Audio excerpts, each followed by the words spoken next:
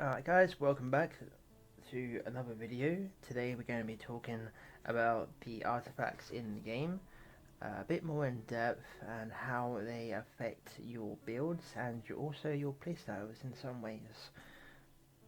I have two setups right now. It's my AP one, which is this, and I haven't got the other AP artifacts yet. I'm gonna change these over to the AP artifact once I get another one, but they're quite hard to get, at least for me, because most of these AP ones are in low level zones like Blood Warps and Gahars, Shouts, things like this. The best place to get it, if you want to get it without damaging your money, is Sulphur Mine. Just that I've been grinding there too much lately, and it's taken its toll. The other one is melee evasion or all evasion. All evasion, of course, being better. I think it gives you a little bit less stats, but all evasion is better. But the melee evasion is, again, easier to get. So I've got two melee evasion. Now I'm just going to talk about builds real quick, and I've put some builds on my favorites tab here. So if you go to favorites, you can see that all of these here, ignore this top one. So the best ones to get, as you saw in my last video, if you haven't seen that, click on that. It shows you some really good builds for Musa and what the Musa needs in order to get PvP to mid-max his PvP, damage and accuracy and all that. So the two ones in there are this one, Disrupt, and which is 1.8, pretty much almost 2 bill, is 2 bill at this time. Okay, and the other one is Strike. So we just click here, that's not working, there we go. So this one's a lot cheaper, 400 mil, but the same amount of pre-orders. And this is obviously EU. If you're watching this on NA, prices might be different. So these ones are the best damage reduction ones, evasion ones, and the AP ones, right? So this one is the crit damage. With this set bonus that I'll go into in a minute, you are actually getting 55 crit damage with the necessary cups that I was mentioning in my last video.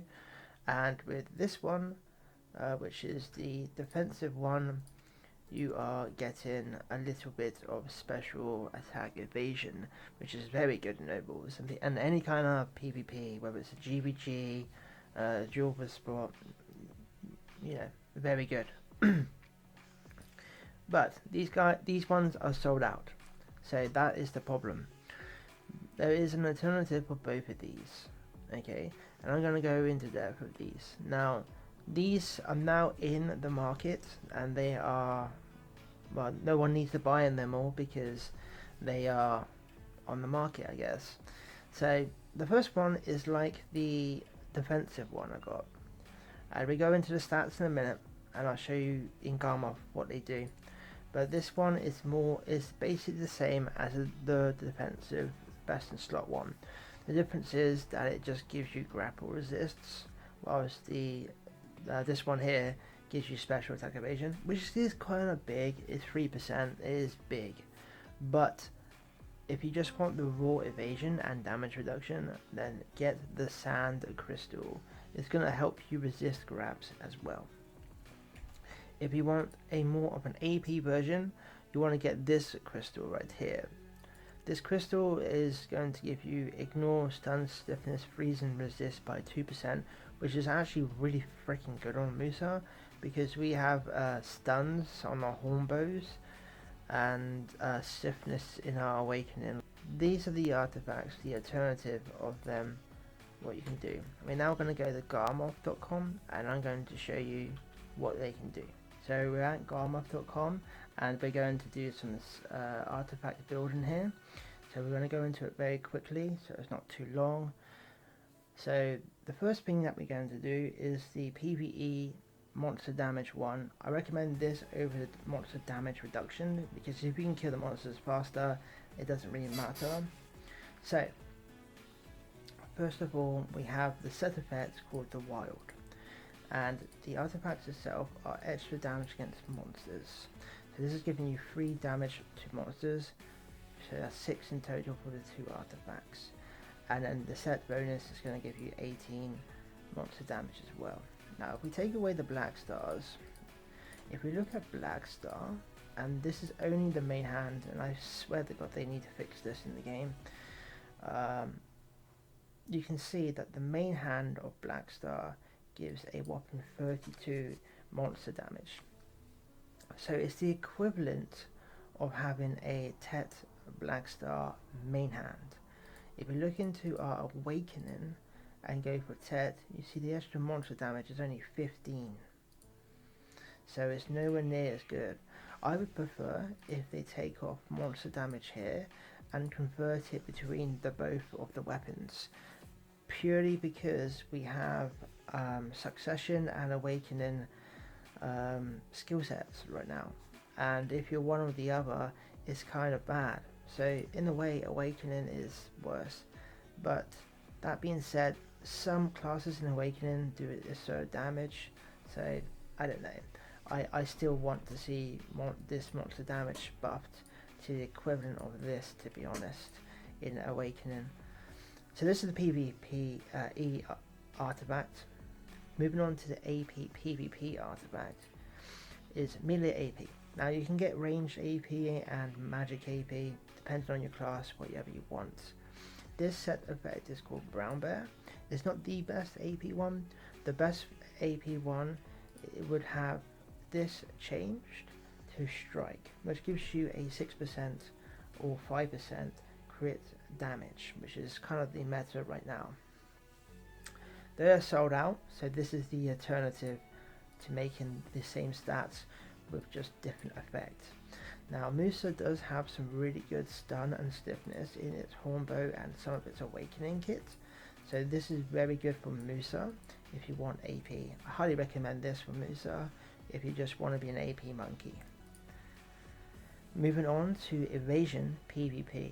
Now you can get melee evasion or magic evasion or whatever you want, but in general it is better to get all evasion. It just covers everything and it does give you a bit less stats. Now the best damage one is Disrupt. There we go. So this is the best one that we have right now, but it's sold out with 2 bill and high pre-orders, but this is exactly the same stats or as that, but this has grapple resist. The reason why I love this so much is because when Musa is fighting, it needs to be in melee, so it needs to engage in melee, and that is a risk of being grabbed. And I love this artifact. I use it in RBF, I use it in 1v1s, dropper spots, you know, all sorts of things, because it gives me an extra 10% grab resists, and sometimes I put on grab resist crystals just to be more toxic and win the fight, because if you're losing a dropper spot, you're losing money. So these are really, really good, and I highly recommend these for PvP and really PvE, to be honest. Moving on is the next one, PvP, and this is Tier 1 Node Wars. Now, we have here Tungrad belts. Now you need to have at least 2 Tungrad accessories for this to kind of be worth doing, in my eyes. Before I get into this, we need to talk about the rage. So this rage basically is 70%. Now when you give rage, you give half of the rage that you're given. If this was 70%, you would give half of that rage to the player that you're giving it to. If you consume it, however, you consume the full amount of rage. So when it says 70%, that's your in-game 100 plus 70. So you could use 100% rage and then your 70% BSR if you want to. These artifacts give you 10% Black Spirit Rage each. The all special attack damage is pretty damn good for tier 1s.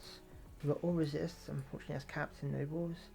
then you got the Back Spirit Rage, and then you got the MPWP SP 50. That's not too bad. I mean, it's a little bit of a buff when it comes to like dashing, I guess, but whatever. And then you want to have your Rosa, you want to have your Chimera earrings and your necklace here. And with this build, you're kind of like going to be able to feed people's rage. I spoke to a bunch of GMs and people doing notables, and this kind of setup, if you all have this in a platoon of 20 to 30, it is the most toxic thing ever. You literally win notables based on this build alone. Yeah, it's absolutely broken. There is another one as well that gives you slow regeneration of rage. This regeneration of rage requires you to be hit and to hit, so that's how you regenerate the rage. The other one is a passive ability, you just regenerate it, but I believe that it caps out at 100, so it caps out at your max spirit rage. So if you had 4 tongue rad with the other one, you should be able to get to like 190, I believe.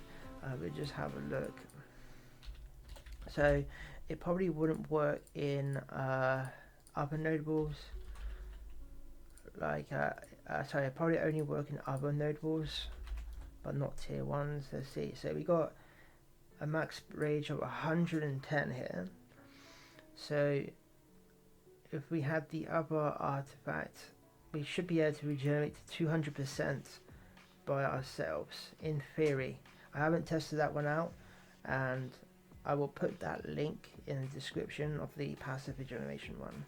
But that would be very hard to get this build in my eyes, because not everybody wants tongue grads, not everybody wants this and this, to rather take double wreckers.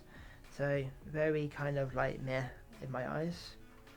Moving on to the last one is a PvP, PvE, sorry, and this is melee accuracy. Now again, you can get range accuracy, you can get magic accuracy, it doesn't matter.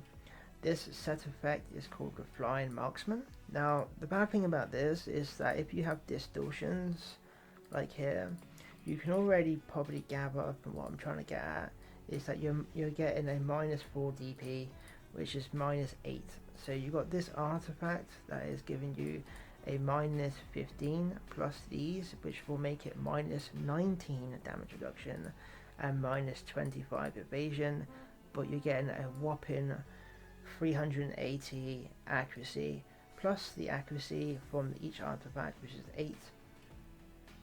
So you're getting like 44 accuracy, and if you go to our Dawn earrings, that is the equivalent of 1 and maybe a half. So let's see here, maybe like 1 base. Yeah, so 1 base, it's about 1 Dawn earring equivalent. If you go onto Garmoth.com and you see your hit miss ratios, this will be really good against places like Oleans, because with this you can put your AP crystals on like this, and you will be able to do your damage whilst having the accuracy as well. But I do recommend having a certain amount of gear, probably like C10 to C15 on all your gear. You want to have Falling Guard and all that shit, because otherwise you're going to get killed at places like Oleans, Ash or Resting Crypt anyway. So these are the builds that I highly recommend doing. They're really fun. Just one last thing, the evasion one that I was talking about, these stats here, from what I can tell, it's the equivalent of having a boss armor to C10, I believe it is. Let's see, 2 boss armors to C10. So you can see at C10 you're getting 5 plus 5, 5 plus 6, and then 5 plus 5, 5 plus 6, and then the equivalent of that from TET is 31.8, and then you can see it's 34.14.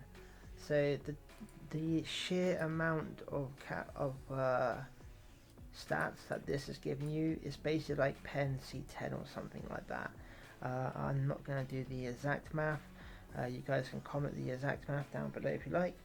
But in my last video I was talking about having a certain build, and the goal really is to get like 350 damage reduction to 400 damage reduction, and having 700 plus evasion, whilst having around 330 accuracy, and having 301 AP.